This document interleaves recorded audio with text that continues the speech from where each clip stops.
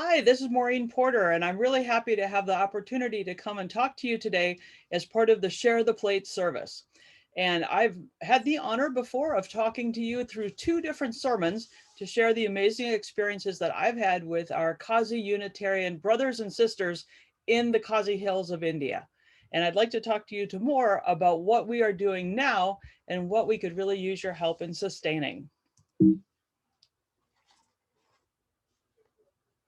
The Khasi Hills of India, as you can see, are in the far northeast corner. And in the late 1800s, theologian Hanjam Kasur Singh saw that there were many similarities between their indigenous religion and Unitarianism as we practiced it. And the result has been a long and fruitful exchange of ideas that's been mutually beneficial. Annie Margaret Barr went to the Khasi Hills in the mid 20th century and stayed for her whole life.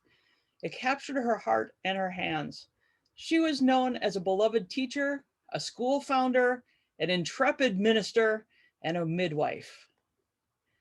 And one of the things that Annie Margaret Barr dedicated her life to was providing education for kids of all ages.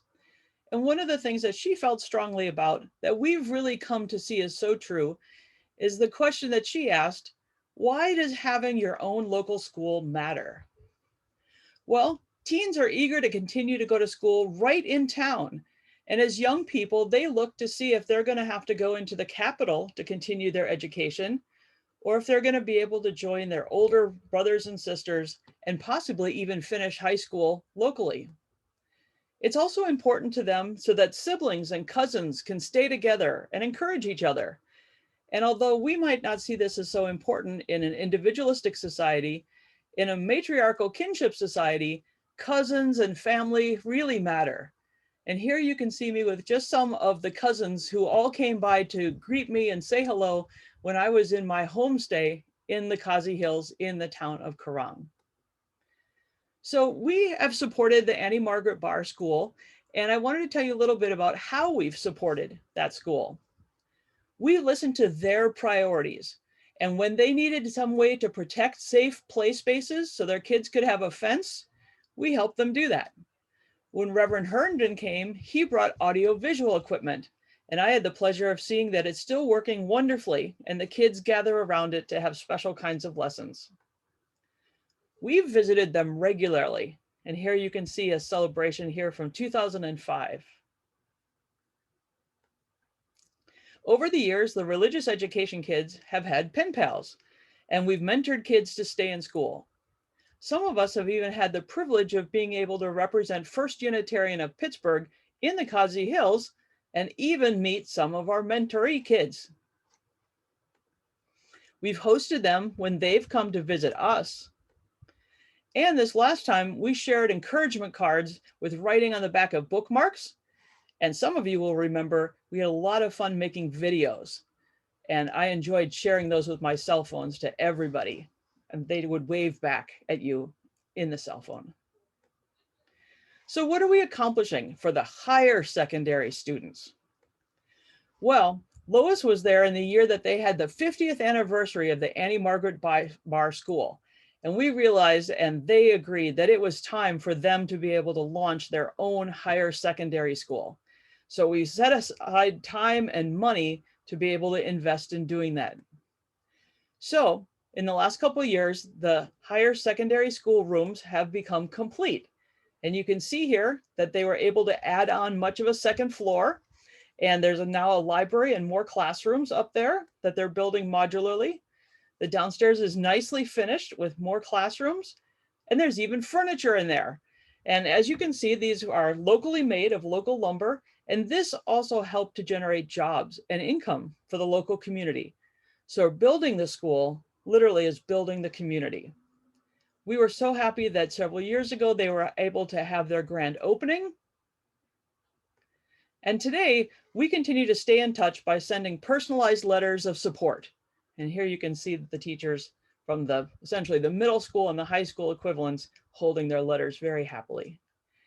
And they were so pleased, and through the years, they've sent many letters of thanks and lots of school updates. And the committee, the Khasi Hills Partnership Committee, has regular meetings with our Khasi Hill partners, and we do that through Zoom. And anyone's welcome to join because it's a bit tricky. They are 10.5 hours ahead of us. So we have lots of news to share and lots of good things because we want to always know if our generous contributions are enabling success. And it's so nice to be able to walk around the school to see the history of all the different ways we've invested in their school, both physically and through investing in people.